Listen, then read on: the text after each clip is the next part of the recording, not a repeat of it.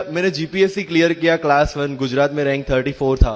UPSC clear किया rank 570 IPS becoming the youngest IPS of Gujarat at such a early age and then people come to you and बोलते हैं आप बहुत नसीबदार है, you are very lucky. I tell them in reverse, luck favours the brave. कोई अपना luck साथ में लेके नहीं आता, वो बनाना पड़ता है। अगर आपके पास रिस्क लेने का एटीट्यूड है,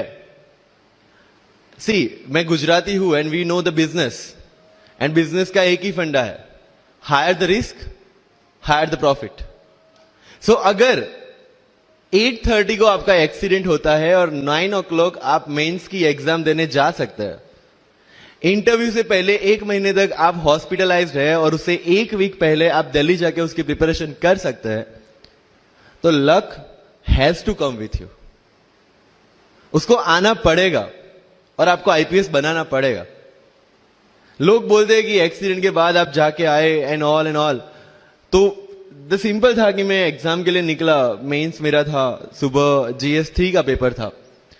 8:30 को मेरा स्कूटी स्लिप हो गया, मेरा लिगामेंट इंजरी हो गया, लेफ्ट हैंड में इंजरी था, सीट से ब्लीडिंग हो रहा था। लेकिन मेरे पास 2 ऑप्शन थे। मैं खड़ा हुआ, मैंने देखा okay, my right hand is safe, and I decided I'll go to the exam hall and write the exam. मेरे पास 2 ही ऑप्शन थे, या तो मैं वहां से उठ के रोने लगूं, यार मेरे साथ ही ऐसा क्यों हुआ, मेरा एक्सीडेंट हो गया, मेरा मेंस खराब हो गया, और हॉस्पिटल जाओ। या दूसरा ऑप्शन था कि मैं देखूं कि मैं 3 घंटे और सर्वाइव कर सकता हूं। हाँ, कर सकता हूं। मैं मेंस के लिए एग्जाम हॉल में गया। ये जितने भी फोटोग्राफ्स लगे हैं, सर ने जैसे बताया कि जितने भी इंसान सक्सेसफुल हुए, अगर आप उसकी लाइफ स्टोरी देखेंगे तो कहीं ना कहीं एक मोमेंट आता है जहां पे वो इंसान की जो स्ट्रगल है वो पीक पे हो जाते हैं। वो इस मोमेंट पे आपको डिसाइड करना है कि आपको वहां से यू टर्न लेना है या आपको वहां से आगे निकलना है। इन सब लोगों ने डिसाइड किया कि उनको वहां से आगे निकलना है, एंड दैट इज द फंडा ऑफ लाइफ। सक्सेस उन्हीं को मिलता है जो इस स्ट्रगल वाले मोमेंट से आगे निकलने की सोचता है।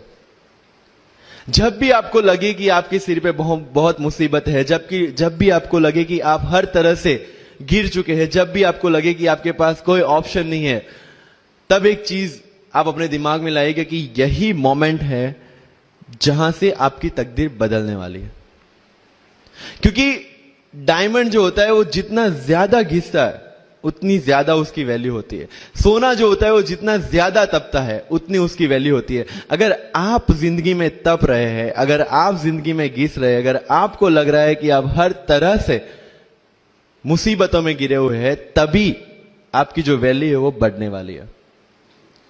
और यही मेरा एटीट्यूड रहा है। लोग बोलते हैं कि तुम्हारी फाइनेंशियल कंडीशन ठीक नहीं थी, पापा इलेक्ट्रिशियन थे, मम्मी हाउसवाइफ थी, डायमंड के कारखाने में काम करती थी, उसके बाद उन्होंने मैरिज में रोटियां बनाने का काम किया, और उस तरह से मैं पढ़ा।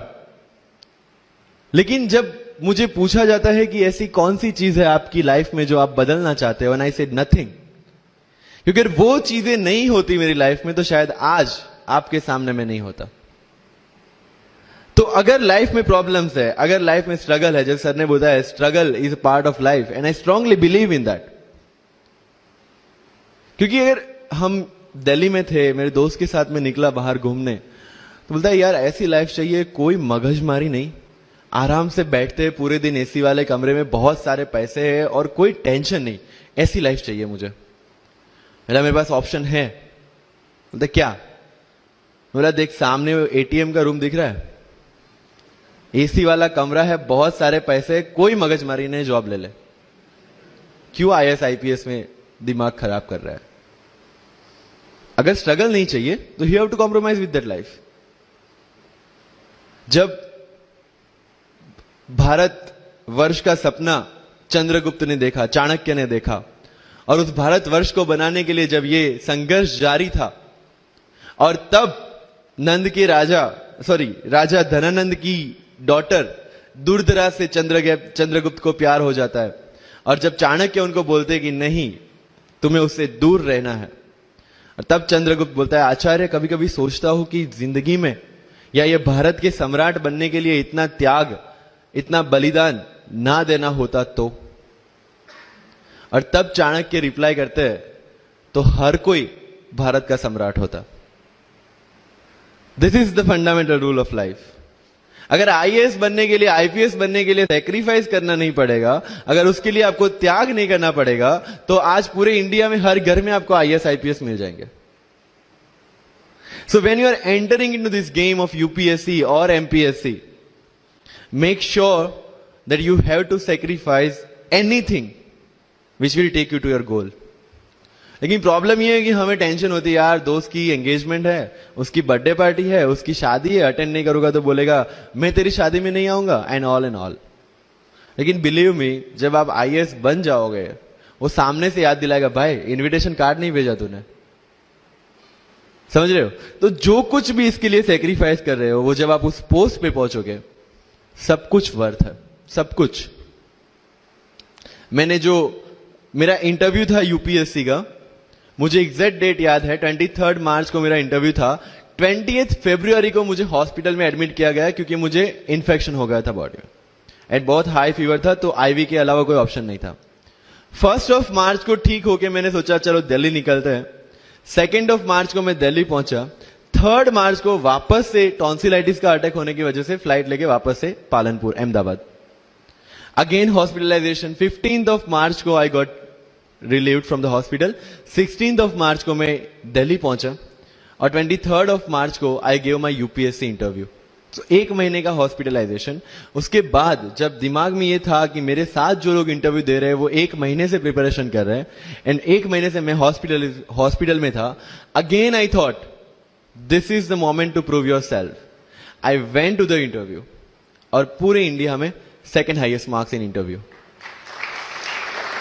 For the entire life. कि जितने भी कंप्लेंट्स आपकी लाइफ में है, मैं यहां से आता हूं, मेरे पेरेंट्स ये करते हैं, मैं वो करता हूं, मेरा इंग्लिश अच्छा नहीं है, मेरा मैथ्स अच्छा नहीं है, ये सारे हमने अपने आप को दिए हुए एक्सक्यूजेस है। You have to find the solution by yourself. अगर इंग्लिश नहीं आता है, I can start with the 5th standard book, और 5th स्टैंडर्ड बुक से भी शुरुआत करने में अगर मुझे अपना ईगो बीच में आ रहा है, then I can not learn it at any stage of my life. Start with the 5th standard book, start listening English, start speaking English. अगर बोलने में शर्म आती है, अपने मोहल्ले के किसी 3-4 बच्चों को जो 1st 2nd स्टैंडर्ड में, उनको उठाओ और उनके साथ बातें करो। उनको वैसे भी समझ में नहीं आ, और अपने को वैसे भी पता है अपन क्या बोल रहे हैं। Getting my point? तो अगर वहां पे भी अगर ईगो बीच में आ रहा है, start doing like this, start speaking. मैं 11th-12th में था, मुझे पता था मेरा इंग्लिश कैसा है, फिर भी I used to speak English, क्योंकि मुझे पता है सामने वाले को तो वैसे भी समझ में नहीं आ रहा है। अगर किसी मूवी में इंग्लिश डायलॉग सुन लिया, पूरा दिन मेरे दिन, मतलब जहां पे भी कोई भी बात करूंगा, मैं वहां पे वो डायलॉग घुसाऊंगा। This attitude should be there. तो लाइफ में जो मैं कंप्लेनिंग एटीट्यूड की बात कर रहा था, वो कंप्लेनिंग एटीट्यूड आपको कहीं पे भी नहीं ले जाएगा। You have to put all your complaints aside, start preparation.